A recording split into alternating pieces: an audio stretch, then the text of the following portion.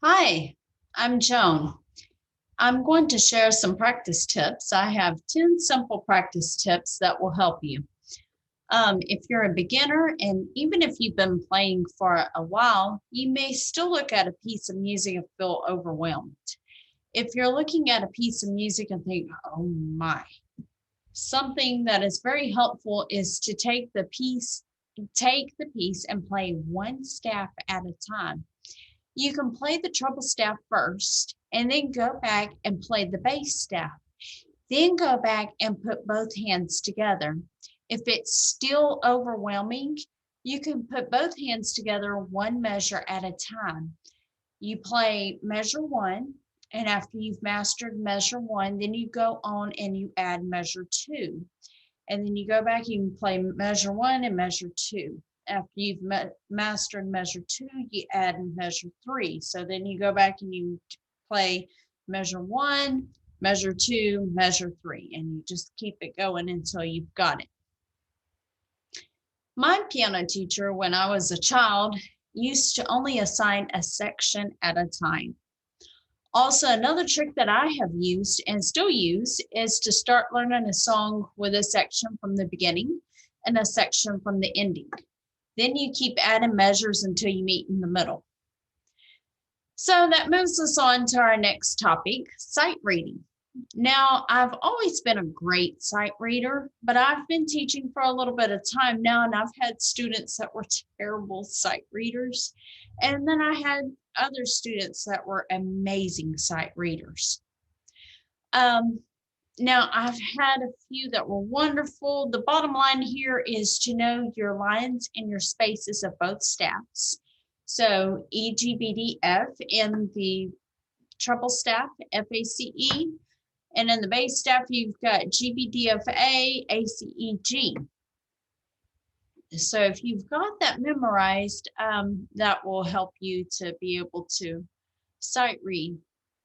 Also, something that will help you with this is when you get a new song, read through it first before you ever sit down to play it. Read through it. And then you play it through in your head. While you're reading through it, play through it in your head. And once you sit down to play it, you will be amazed at how much this will help you. You know, you'll actually be able to sit down and it will make sense to you.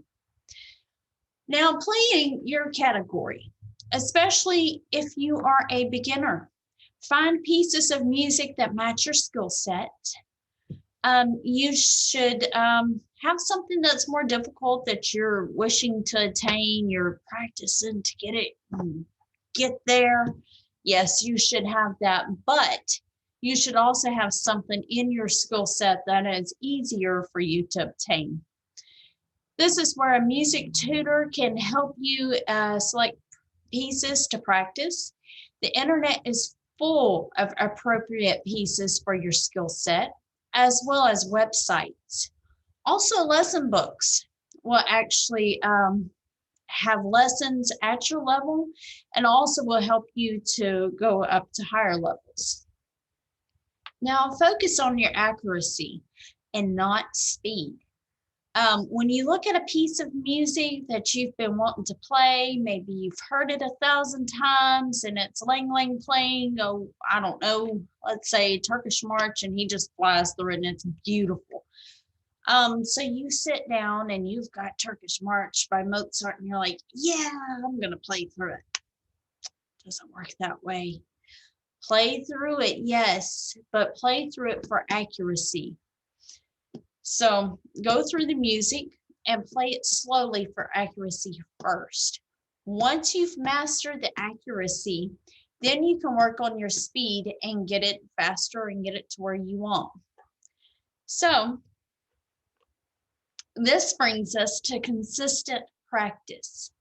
It doesn't matter what you're working on, practice makes perfect.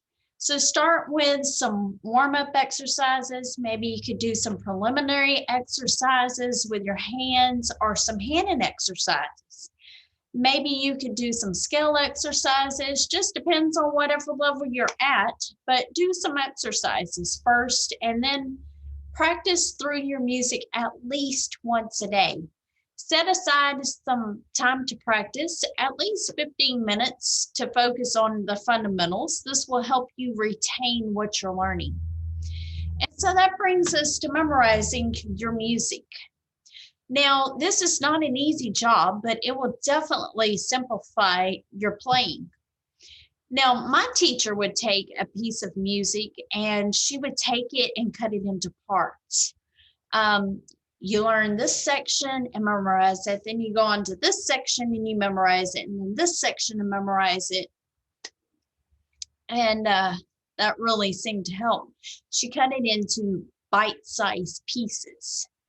You know, Rome was not built in a day, one step at a time. So make it doable. Another trick that I used was I would play my most difficult pieces right before I would go to bed. And I was about 13 years old, and I was working on the representation of chaos by Haydn, and it's out of the Creation. And there was one part of it I just could not get right. And so I would play it right before I go to bed. It was so aggravating to me because I couldn't get it right. And I dreamed that I was playing the piece perfectly, and I woke up and I was like, yes, that's how you play it. Yes, I got it. And so I ran to my piano and I sat down. Mind you, this is 3 or 4 o'clock in the morning. My father was not amused that I got it right. He was not happy that I got it right. It was, turn that off, go to bed. So now let's move on to finger movement. It's best when you start to play a piece of music to start playing with your hands separately. And I know I touched on this earlier, but start with your right hand first. Play through the treble staff first with your right hand. Then go back with your left hand and learn that. Then put them together measure by measure. Another thing you may want to do is master the right hand, master the left hand, then put them together. So if that works for you better, great. Rhythm is another thing. Now this really applies to playing by ear and by music. Now, if you're playing with someone or maybe a band or so, and you don't know the chords that the song will go to, you can usually guess.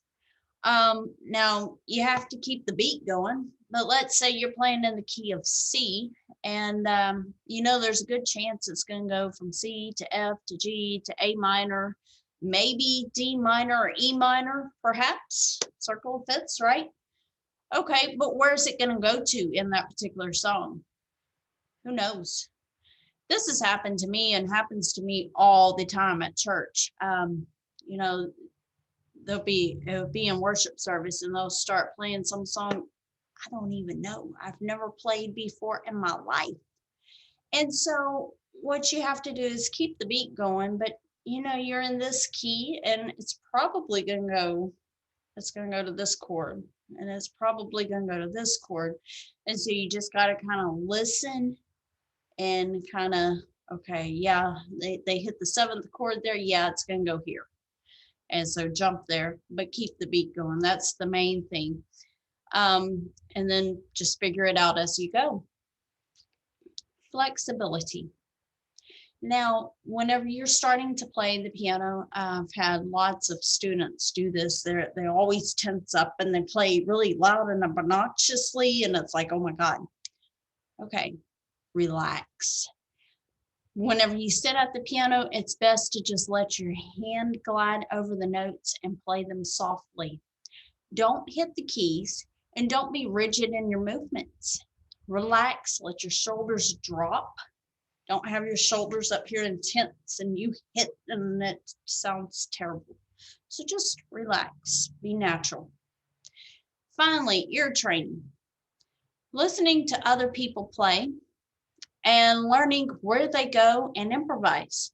One of my favorite people to listen to and learn from listening to is Anthony Berger.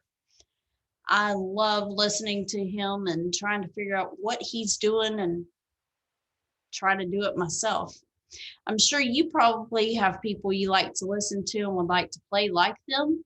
Listen to them and see if you can pick out what they're doing and where they're going, and then improvise on it. The more you practice, the easier it becomes. So this is all I have for today, and I hope it's helped you. If it's helped you, just click the like and subscribe button underneath this video, and I'll see you soon.